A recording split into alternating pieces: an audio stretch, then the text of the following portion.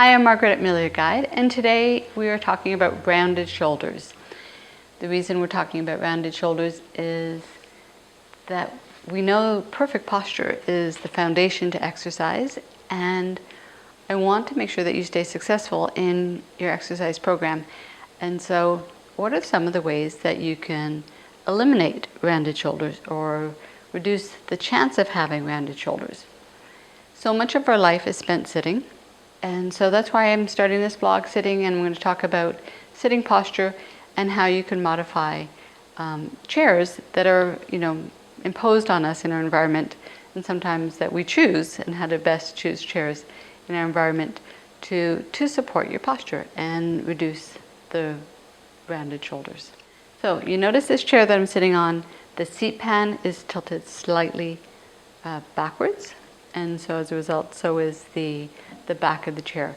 And that's something I see, in all sorts of benches, whether it's in the park or in public places. And so we have to accommodate that. For the most part, if it's a public bench, you can't really do much to change it other than sitting on the edge. And sitting on the edge allows you to just naturally take control over your posture by using your own back muscles to hold your head over your shoulders over your hips. By virtue of dropping one knee, you're allowing that little tilt of your pelvis to occur, and that little tilt of your pelvis is enough that it creates a little roundedness in the small of your back, and everything aligns accordingly. So that foundation is created by the position you put your body in, as opposed to the foundation being created by the chair. So if I take this chair and I let the chair create my foundation, then what's going to happen is my body is going to end up contouring to the chair. And so my knees get a little higher than my hips, and if I'm going to sink my back into the chair, then naturally my shoulders are going to round, because I don't have the foundation anymore of my pelvis and my spine to then hold my rib cage up, and my rib cage is going to force my shoulder blades forward, which is going to force the shoulder joint forward.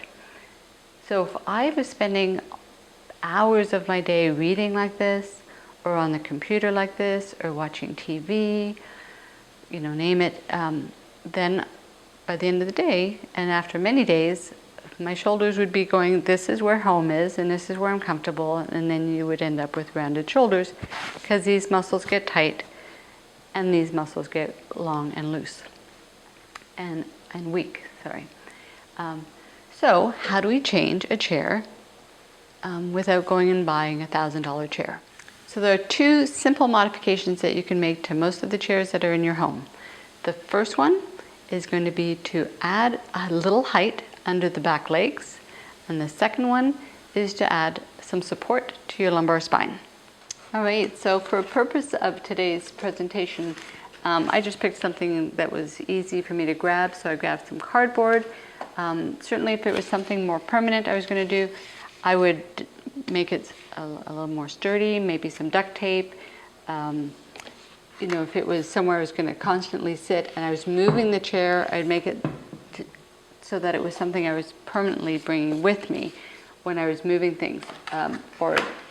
So sometimes on the chairs that I have in the house, but they're not right here, the little coasters that you place that stay sticky underneath, you can have 2 or 3 of them, but then I would go fatter ones and make sure that you check them that they're secure, so that you're not on a chair that's, unsteady. Or they do make furniture risers that are of wood that you can put the little legs in. So just something that's going to allow the seat pan of that chair to be at the very least level. And if it's a chair that you're using to do a lot of forward tasks, that it's even higher, bringing that seat pan slightly into a forward tilted angle. And then when choosing the size of the back support, you're going to want to have the back support that is going to be the right size for you. So in this situation, The tilt of the chair isn't like huge, so I'm just wanting to fill it in so that it's just going to provide me with enough support. I'm a small person, so a slim roll works well. If you have the back of the chair that goes way far back, then you might need a larger roll, or sometimes the pieces like dip in more. So, so you can play with your paper towel roll at home and kind of go with, does a full one feel better or half, or, to feel what feels right for your spine that gets you into a comfortable alignment. So here we are with the chair modified.